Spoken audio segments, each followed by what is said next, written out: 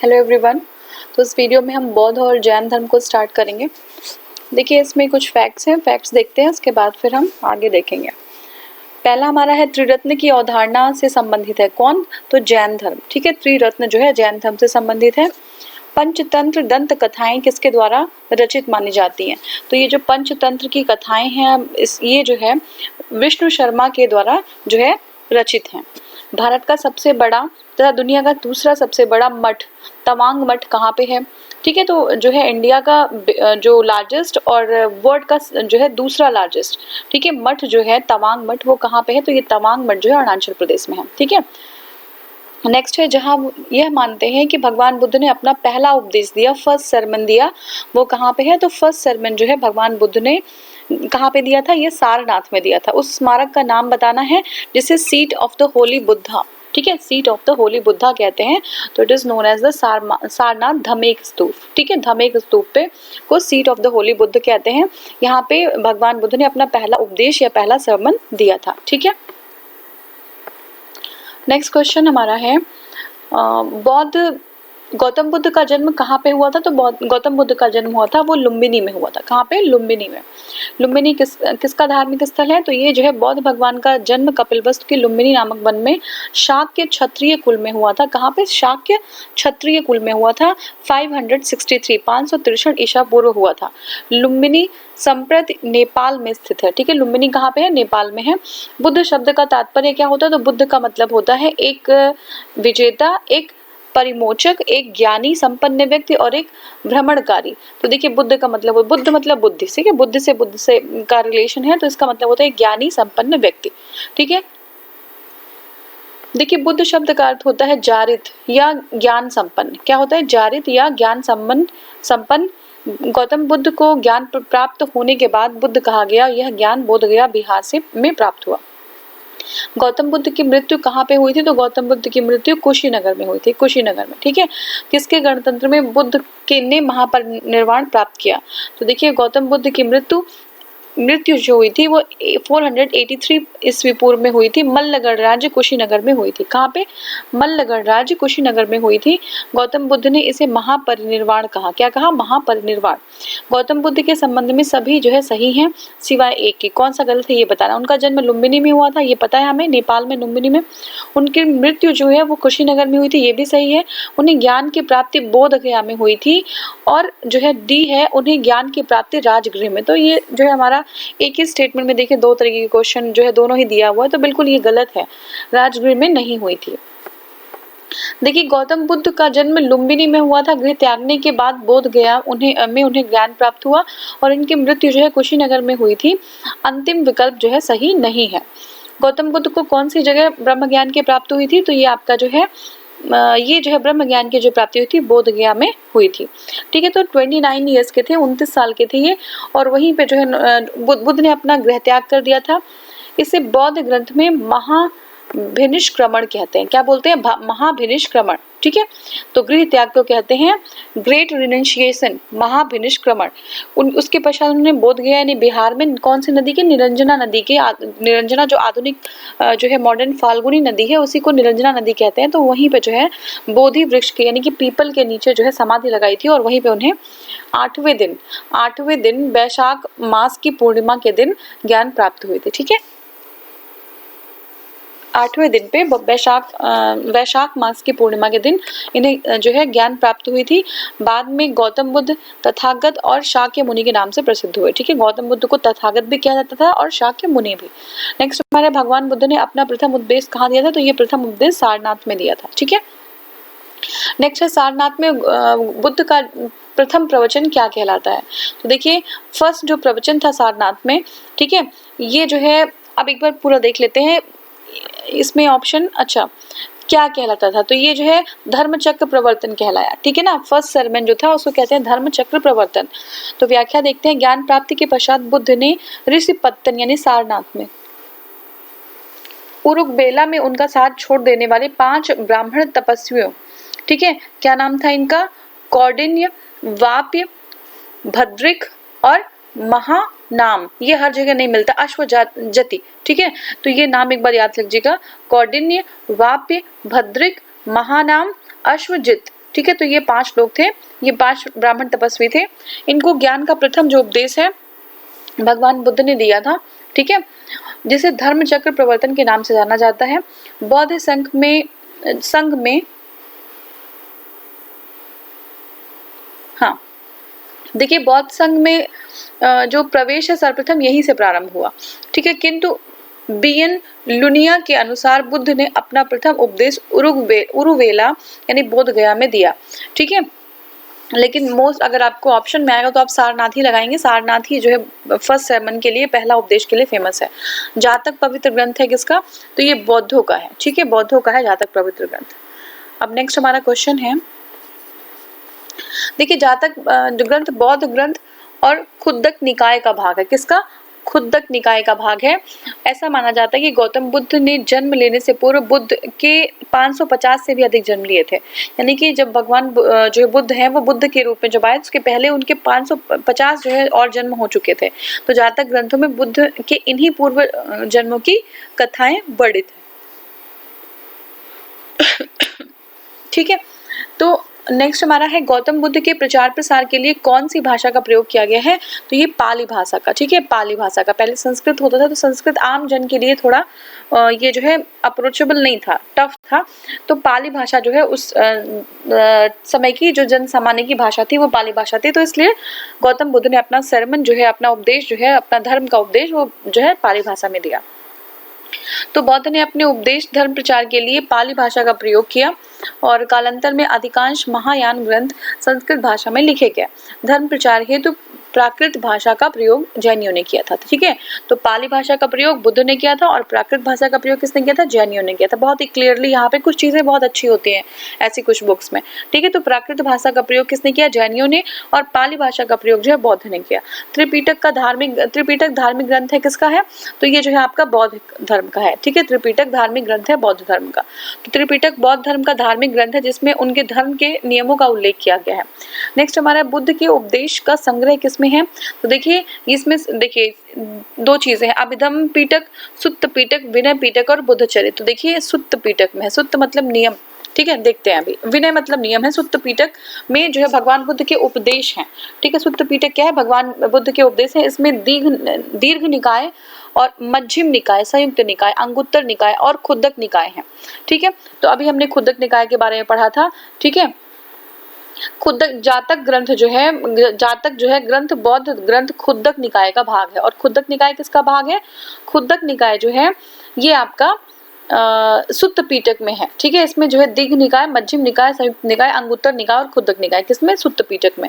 विनय पिटक में भिक्षु और भिक्षुणियों के संग और दैनिक जीवन के संबंध में आचार विचार है, मतलब नियम है कि कैसे किसको जीना है, कैसे रहना है, क्या करना है, सारे नियम है विनय पिटक में और ये नियम संग्रहित है। जबकि अभिधम्म पिटक में बौद्ध दार्शनिक सिद्धांतों का वर्णन है। नेक्स्ट हमारा है बौद्ध शिक्षा का वर्णन निम्नलिखित में से किसमें है, तो बौद्ध शिक्षा का जो वर्णन है वो जो है त्रिपिटक में, किसमें है, त्रिपिटक में है। अब नेक्स्ट हमारा है बौद्ध शिक्षा का वर्णन त्रिपिटक में मिलता है। त्रिपिटक बौद्ध शिक्षा का मूल ग्रंथ है, यह पाली भाषा में रचित है। इसको 3 भागों में बांटा गया है, पहला है आपका सुत्त पिटक, दूसरा है विनय पिटक और थर्ड है आपका अभिधम्म पिटक, ठीक है। सुत्त पिटक, विनय पिटक और अभिधम्म पिटक।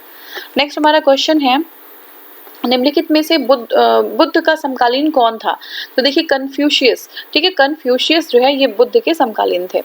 देखिए जिस प्रकार गौतम बुद्ध ने भारत में बौद्ध धर्म का जो प्रवर्तन किया उसी प्रकार 500 ईस्वी की बात करें अगर, तो चीन में जो कन्फ्यूशियस जो धर्म कन्फ्यूशियस थे, विद्यमान कन्फ्यूशियस के सिद्धांतों पर कन्फ्यूशियस धर्म बना था। कहाँ पे, चाइना में, ठीक है। कन्फ्यूशियस को चीनी लोगों के राजा फुत्से, ठीक है, जो है राजा फुत्से जिनका टाइम था 551 से 479 ईसा पूर्व, ये कहते थे ये महावीर तथा बौद्ध के समकालीन थे। इन्होंने समाज को आचरण के नियमों की शिक्षा दी, ठीक है। नेक्स्ट हमारा है बौद्ध गौतम बुद्ध द्वारा भिक्षुणी संघ की स्थापना कहाँ की गई, तो देखिए भिक्षुणी संघ की स्थापना कहाँ की गई, ये वैशाली में। इसका क्वेश्चन ऐसा होना चाहिए कि भिक्षुणियों को यानी कि औरतों को कब संघ में शामिल किया गया, तो ये वैशाली में किया गया था।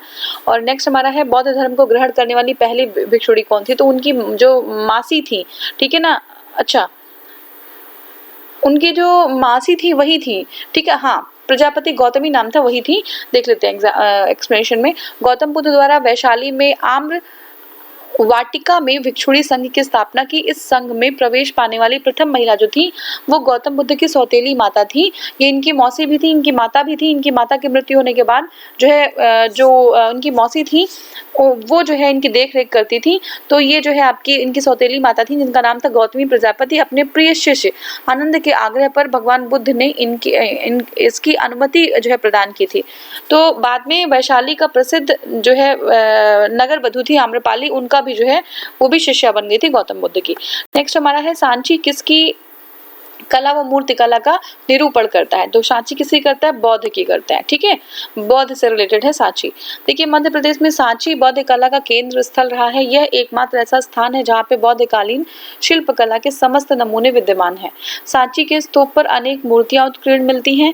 मार्शल के अनुसार सांची स्तूप का निर्माण अशोक के शासनकाल में हुआ था।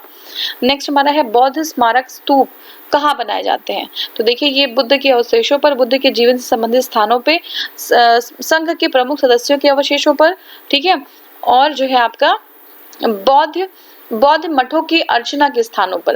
तो देखिए सभी स्थानों पर, ठीक है, ये जो है बौद्ध के जो अवशिष्ट जगह हो चीजें हो वहां पे, या फिर जो जहाँ से बौद्ध जहाँ पे कभी रुके ठहरे हो वहां पे, या बौद्ध मठों की अर्चना के स्थानों पे, या जो बौद्ध धर्म में जो और लोग हैं उनके, तो ये सारे ही लोगों पे जो है ये मठ जो है स्तूप बनाए जाते हैं।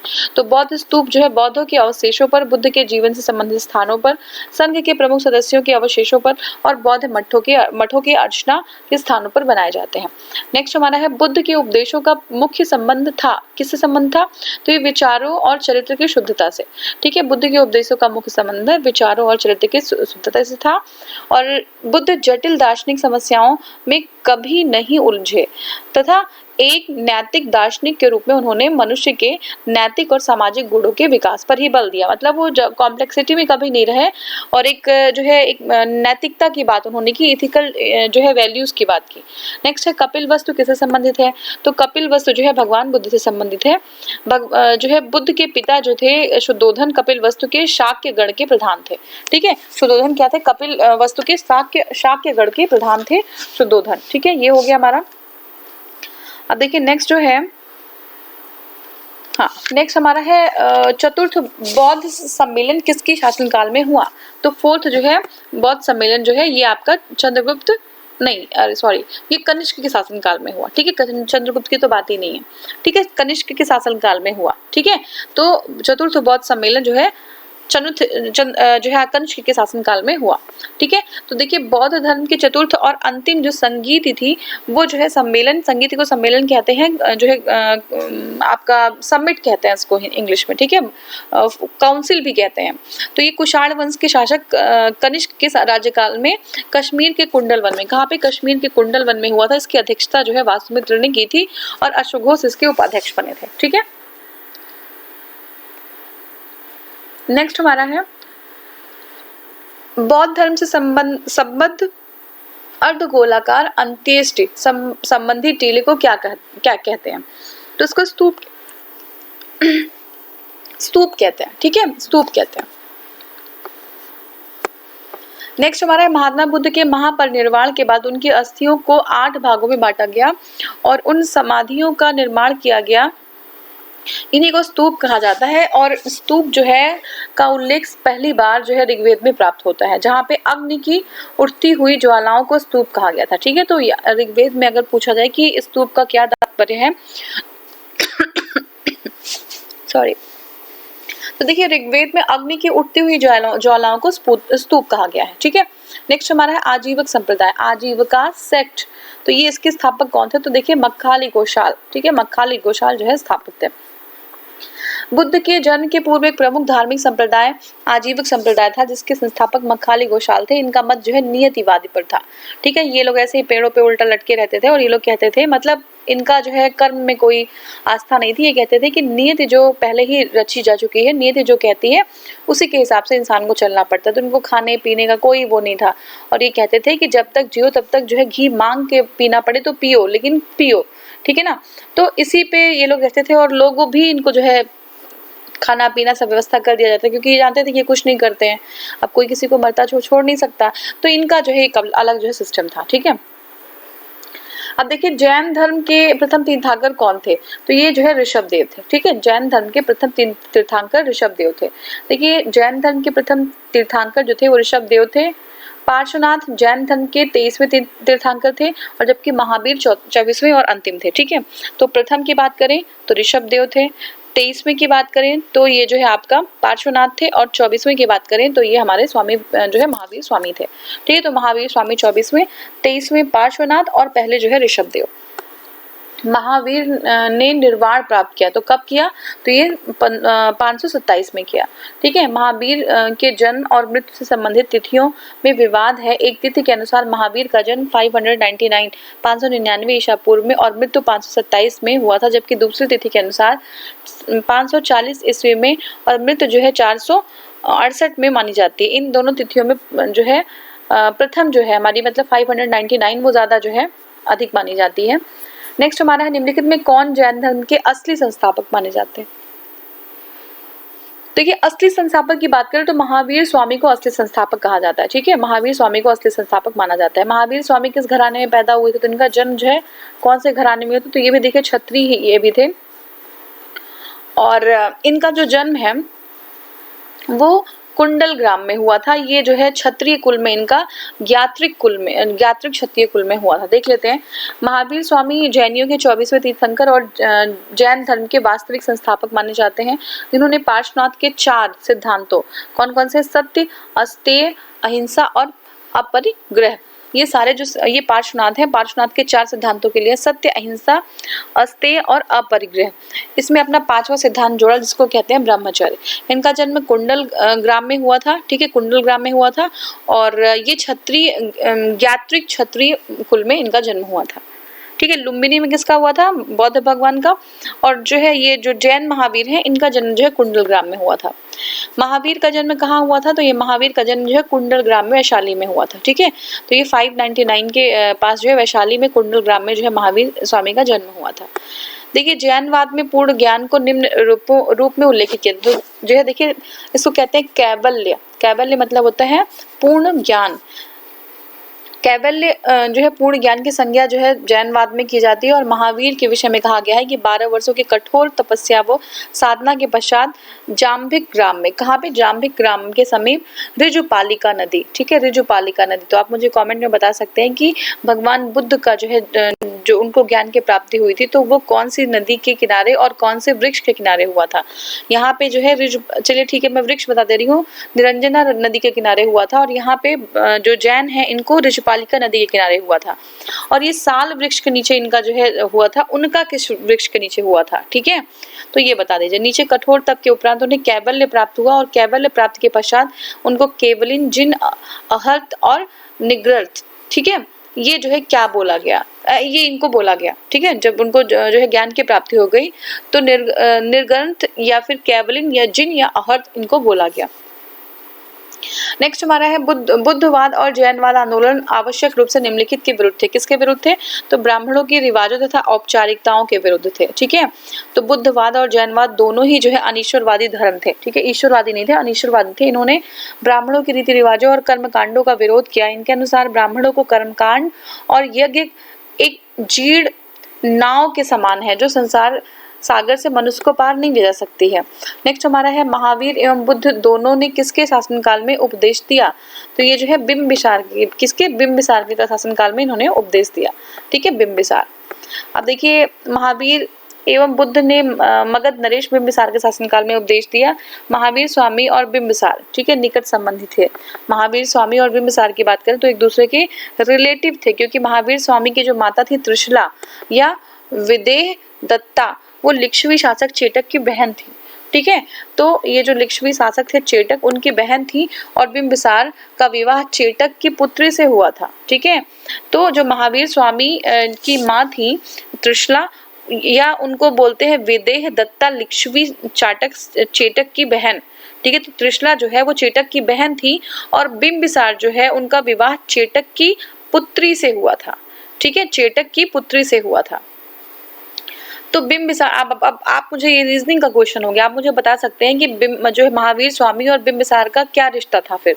ठीक है, बिंबिसार ने युद्ध के निवास के लिए वेलुवन नामक विहार बनवाए। एक बार मैं फिर से बताती हूँ, महावीर स्वामी की जो माता थी वो जो है लिच्छवी के शासक चेटक की बहन थी, और चेटक की पुत्री के साथ, ठीक है, चेटक की पुत्री के साथ जो है वो जो है किसका, बिंबिसार का विवाह हुआ था। ठीक है, बिंबिसार का विवाह हुआ था। तो जो बिंबिसार हैं, ठीक है, जो बिंबिसार हैं उनका जो है महावीर स्वामी से क्या संबंध था। ठीक है, तो ये हो गया आपका। नेक्स्ट हमारा निम्नलिखित में से बौद्ध धर्म और जैन धर्म पर्याय है किसका। तो देखिए अहिंसा का पर्याय है, दोनों में ही अहिंसा की बात की गई थी। ठीक है, अब देखिए कुछ हमारे पास फैक्ट्स है, उसको हम देखेंगे। जैन धर्म के दर्शनशास्त्र ने स्यादवाद का सिद्धांत जो है प्रस्तुत किया। तो अभी एग्जाम में आ गया कि स्यादवाद क्या होता है, तो ये जैन धर्म से संबंधित है। जैन धर्म ने कर्म और पुनर्जन्म में विश्वास व अहिंसा का उपदेश दिया, और उनका भगवान में विश्वास नहीं था। बिल्कुल सही है, भगवान ईश्वरवाद कोई भी, दोनों ही धर्म नहीं था, चाहे जैन हो चाहे बुद्ध हो। कपिलवस्तु, पावापुरी, प्रयाग व श्रावस्ती में से पावापुरी जैन धर्म का से संबंधित है। बिल्कुल सही है, जैन से संबंधित है पावापुरी। जैन तीर्थंकर महावीर ने पावापुरी में शरीर का त्याग किया था, ये भी सही है।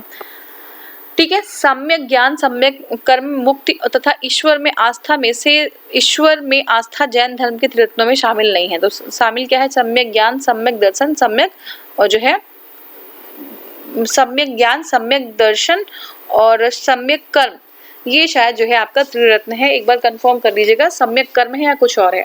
ठीक है, तो ये त्रिरत्न में शामिल है, बल्कि ये जो ईश्वर में आस्था है वो जैन धर्म का नहीं है।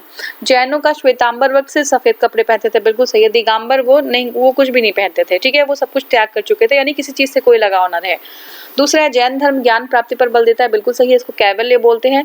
वह सिद्धांत जो जैन धर्म को बौद्ध से अलग करता है वह है सभी जीवों एवं पदार्थों में आत्मा का वास। जबकि बौद्ध धर्म ये नहीं कहता था कि हर जीव में, हर पदार्थ में आत्मा का वास है, और यहाँ पे ये लोग कहते थे कि हर चीज में, चाहे कोई भी चीज हो, उसमें आत्मा का वास होता है। जैन धर्म में परम ज्ञान से तात्पर्य है कैवल्य से। पारसनाथ जैन का एक सुप्रसिद्ध स्थान है। ठीक है, पारसनाथ जो है वो जैन धर्म का एक सुप्रसिद्ध स्थान है। पार्श्वनाथ से जुड़े होने के कारण सम्मेद शिखर जैन धर्म से जो है सिद्ध क्षेत्र माना जाता है। तो पार्श्वनाथ से जुड़ा हुआ है सम्मेद शिखर, और इसी वजह से जैन धर्म के अगर हम देखें तो ये सिद्ध क्षेत्र माना जाता है। भारत में जैन धर्म चंद्रगुप्त मौर्य के शासनकाल में फैला था, बिल्कुल सही है, वो जैन धर्म के अनुयायी थे चंद्रगुप्त मौर्य। नेक्स्ट हमारा है प्रथम जैन सभा पाटलिपुत्र में हुई थी। ठीक है, प्रथम जैन सभा कहाँ, पाटलिपुत्र में हुई थी। बिहार के नालंदा जिले में पावापुरी जैनियों के लिए एक धार्मिक स्थल है, बिल्कुल सही है। तो पावापुरी कहाँ पे है, नालंदा जिले में है। ठीक है, बिहार के नालंदा जिले में है पावापुरी। बुद्ध के मरणोपरांत प्रथम बौद्ध सम्मेलन जो हुआ था 483 ईस्वी पूर्व की, उसकी अध्यक्षता किसने की थी, महाकश्यप ने की थी। वह व्यक्ति जो ईश्वर की विद्यमानता में विश्वास नहीं रखता, वो उसको कहते हैं नास्तिक। तो नास्तिक और आस्तिक जो है ये ईश्वर नहीं होना चाहिए, वेदों की सत्ता में जो है, ये देखिए ये इसका अपशिष्ट रूप है। वेदों की सत्ता में विश्वास रखना या ना रखना से स्टार्ट हुआ था आस्तिकता और नास्तिकता। ठीक है, तो यहाँ पे क्या है, जातक कथाएं और आचरांग सूत्र, दीर्घ निकाय व सुमंगल लावा सिनी में आचरांग सूत्र जैन धर्म बाकी सभी बौद्ध धर्म से संबंधित है। ठीक है, तो देख लीजिए, जातक कथाएं बौद्ध धर्म से हैं, आचरांग सूत्र ये भी बौद्ध धर्म से, दीर्घ निकाय ये भी है, और सुमंगला विलासिनी ये भी जो है जैन बौद्ध धर्म से है। जैन धर्म से सिर्फ है आचरांग सूत्र। निर्वाण प्राप्ति के लिए बुद्ध ने अष्टांगिक मार्ग का रास्ता अपनाया। ठीक है, ये बिल्कुल सही है। अंगुत्तर निकाय और महावस्तु बौद्ध साहित्य के उदाहरण हैं। अंगुत्तर निकाय और महावस्तु ये भी सही है। विश्व का सबसे बड़ा बौद्ध मंदिर इंडोनेशिया के जावा में स्थित बोरोबुदुर मंदिर है, ये भी सही है। ठीक है, विश्व की सबसे बड़ी स्टैचू कौन सी थी, जो है ये जिसको क्या कहते हैं, इसको आपके जो कट्टर इस्लामिस्ट थे उन्होंने तोड़ दिया उसको। ठीक है, तो ये जो है ये भी मैं जो है बता देती हूँ हिंट आपको, ये अफगानिस्तान में था, लेकिन नाम क्या है उसका। ठीक है, अब नेक्स्ट हमारा है कला, साहित्य, वास्तुकला, संगीत और धार्मिक क्रियाकलापों में बौद्ध धर्म का सर्वाधिक योगदान जो है धार्मिक क्रियाकलापों में है। ठीक है, तो योगदान नहीं है, धार्मिक क्रियाकलापों में नहीं है, ये गलत हो गया, ये आपका स्टेटमेंट गलत है। इस धार्मिक में नहीं है, बल्कि जो है इनका जो वो है ये वास्तुकला में है। ठीक है, वास्तुकला में है, ये गलत लिखा हुआ है, इसको सही कर लीजिएगा। लिंगायत आंदोलन को प्रारंभ करने वालों जो है करने का श्रेय जो है ये बसवा अथवा बसव को कहा जाता है। ठीक है, ये बिल्कुल सही है। लिंगायत धर्म बसवा या बसव ने स्टार्ट किया था। बुद्ध द्वारा निर्धारित अष्टांग मार्ग में सही विश्वास शामिल नहीं है। ठीक है, तो राइट जो है विश्वास, ये जो है जैन धर्म का है, बुद्ध धर्म का नहीं है। ठीक है, यही मैं कह रही थी, आप ये तीसरा यही है ना, राइट विश्वास जो है, सही विश्वास। ठीक है, नेक्स्ट हमारा है बौद्ध धर्म हीनयान तथा महायान दो स्पष्ट और स्वतंत्र संप्रदायों में चतुर्थ बौद्ध संगीत के समय विभक्त हुआ। बिल्कुल सही है। फोर्थ जो है बौद्धिस्ट काउंसिल में जो है जो बुद्ध धर्म है वो हीनयान और महायान में कन्वर्ट हो गया। बौद्ध मतलब कन्वर्ट हो गया मतलब वो विभाजित हो गया। बौद्ध धर्म का सबसे प्राचीन स्तूप कौन सा? सारनाथ। बिल्कुल सही है। बौद्ध धर्म की महायान शाखा ने मूर्त पूजा पर जोर दिया, ये भी सही है। महायान में मूर्त पूजा की जाती है लेकिन हीनयान में नहीं। बुद्ध धम्म संघ और अहिंसा में से अहिंसा बौद्ध धर्मों के त्रिरत्नों में शामिल नहीं है, तो ठीक है, बिल्कुल सही है। बुद्ध धम्म और संघ जो है ये शामिल है। बौद्ध धर्म सम्यक आचरण से संबंधित है। बौद्ध धर्म से संबंधित है सम्यक आचरण से। ठीक है, बौद्ध धर्म सम्यक आचरण से संबंधित है। अजंता गुफाओं का निर्माण गुप्तों के काल में किया गया। ठीक है, तो अजंता जो गुफाएं हैं, अजंता की गुफाएं, उनका निर्माण गुप्तों के काल में किया गया। ठीक है, ये भी सही है। अब नेक्स्ट हमारा बुद्ध ने अपना उपदेश सामान्यतः पाली भाषा में दिया। तो देखिए, बुद्ध ने अपना उपदेश सामान्यतः पाली भाषा में दिया, ये सही है। ठीक है, बुद्ध ने अपना उपदेश सामान्यतः पाली भाषा में दिया, ये सही है। ठीक है, नेक्स्ट हमारा है अष्टांगिक मार्ग का प्रतिपादन बुद्ध के द्वारा किया गया। बिल्कुल सही, अष्टांगिक मार्ग का प्रतिपादन जो है बुद्ध के द्वारा किया गया। गौतम बुद्ध के पुत्र का नाम राहुल था। ठीक है, गौतम बुद्ध के उपदेश मुख्यतः विचारों और आचार की शुद्धता से है। ठीक है, ये सारे फैक्ट्स हैं। ठीक है, इसमें सही गलत नहीं, ये फैक्ट्स सारे सही हैं, लेकिन आपको समझना है ऐसे कि क्वेश्चन जो है जिस तरीके से पूछा जाता है, आपको ये जो है प्रैक्टिस करते हुए चलना है। गौतम बुद्ध की माता जो है महामाया थी। ठीक है, द्वितीय जो सेकेंड बौद्धिस्ट काउंसिल था वो वैशाली में हुआ। बिल्कुल सही है। द्वितीय जो बौद्ध परिषद जो है वो वैशाली में हुआ था। नागार्जुन अभिलेख, ठीक है, पहला कहाँ पे हुआ था? जो बौद्धिस्ट काउंसिल थी वो जो है राजगृह में हुआ था। ठीक है, फिर दूसरा वैशाली में, फिर तीसरा जो है पाटलिपुत्र में, और चौथा जो है वो कुंडलवन में हुआ था। ठीक है, और नेक्स्ट हमारा है नागार्जुन अभिलेख से बौद्ध धर्म के बारे में जानकारियां मिलती हैं। ठीक है, नागार्जुन के अभिलेख से बौद्ध धर्म के बारे में जानकारियां मिलती हैं, सही बात है। जैन धर्म और बौद्ध धर्म दोनों ने ही मोक्ष के लिए कठोर तप एवं सादगी को अनिवार्य बताया। यह दोनों धर्मों पर लागू नहीं, यह तथ्य दोनों धर्मों पर लागू नहीं होता। बिल्कुल सही है। देखिए, कठोर तप की बात जो है जैन धर्म में की गई है, ना कि बुद्ध धर्म में। बुद्ध धर्म में मध्यम मार्ग की बात की गई है। अपने शरीर को इतना जो है हर किसी चीज के लिए उसके लिए बहुत ज्यादा जो है प्रैक्टिस नहीं होनी चाहिए, मध्यम मार्ग पे चलना चाहिए। 3 प्रमुख बुद्ध स्थल रत्नागिरी, ललित गिरी और उदयगिरी उड़ीसा में स्थित है। ठीक है, तो ये ध्यान रखिएगा, रत्नागिरी, ललितगिरी और उदयगिरी ये कहाँ पे है? उड़ीसा में है। बुद्ध शब्द का अभिप्राय है ज्ञान से प्रकाशित एक व्यक्ति। ठीक है, भारत में महावीर की सर्वाधिक ऊंची प्रतिमा कहाँ पे है? श्रवण बेलगोला में। ठीक है, श्रवण बेलगोला में। तो बुद्ध को मूर्ति पूजन और बलि मान्य नहीं था। बिल्कुल सही है, बुद्ध को नहीं मानता था, जैनों को भी नहीं मानता। लुम्बिनी बौद्धों का पवित्र स्थान है। बिल्कुल सही है, यहीं पे अशोक जाते हैं लुम्बिनी में और कर को जो है कम कर देते हैं। तो अभी हम आगे देखेंगे। मोक्ष के लिए कठोर तपस्या और प्रायश्चित को मान्यता देते हैं कौन? जैन और बुद्ध धर्म दोनों पर लागू नहीं होता। सेम एक क्वेश्चन पहले भी हमने किया था। द लाइट ऑफ एशिया किसको कहते हैं? बुद्ध को कहते हैं, और विवेक और दया का सागर भी इन्हीं को कहा गया है। महात्मा बुद्ध के प्रवचन अधिकतर सोच और व्यवहार की शुद्धता से संबंधित है। बिल्कुल सही है। बुद्ध के सारथी का नाम क्या है? चन्ना था। ठीक है, चन्ना ही उनके सारथी थे जो उनको जो है छोड़ने गए थे बाद में। लास्ट टाइम चन्ना से ही मिले थे ये। पुराण, जातक, वेद, उपंग में से जातक जो है बौद्ध साहित्य का उदाहरण है। बिल्कुल सही है कि बुद्ध की लगभग 550 जन्म पहले भी हो सकते थे, उन्हीं की पूरी कहानियां जो है वो जातक कहलाती हैं। बुद्ध और महावीर के बारे में सही है कि वे वर्ण की धारणा, ठीक है, वर्ण की धारणा के बारे में दोनों के आचरण समान थे। वे दोनों एक ही शताब्दी में जन्मे तथा दोनों जन्म से क्षत्रिय थे, परंतु यह सही नहीं है कि दोनों ने सरल, नैतिक और सादगी भरे जीवन की शिक्षा दी, क्योंकि जैनी कठोर तप में विश्वास रखते थे। ये हम लोगों ने कर लिया है। सारनाथ उत्तर प्रदेश में है। बिल्कुल सही है, वाराणसी में है उत्तर प्रदेश में। अब देखिए, नेक्स्ट जो हमारा है वो षोडश महाजनपद, ठीक है, से मगध के उत्कर्ष तक ये हम कवर करेंगे। 16th जो है महाजनपदास, और जो है मगधन, जो मगध का जो है वो था आपका जो राइज था, उनके पावर का राइज था, वो सारी चीज़ें हम यहाँ पे कवर करेंगे। ठीक है, तो ये जो है हमारा नेक्स्ट पॉइंट होगा और इसको हम जो है इस टॉपिक को हम नेक्स्ट वीडियो में कवर करेंगे। Thank you so much for watching. Thank you.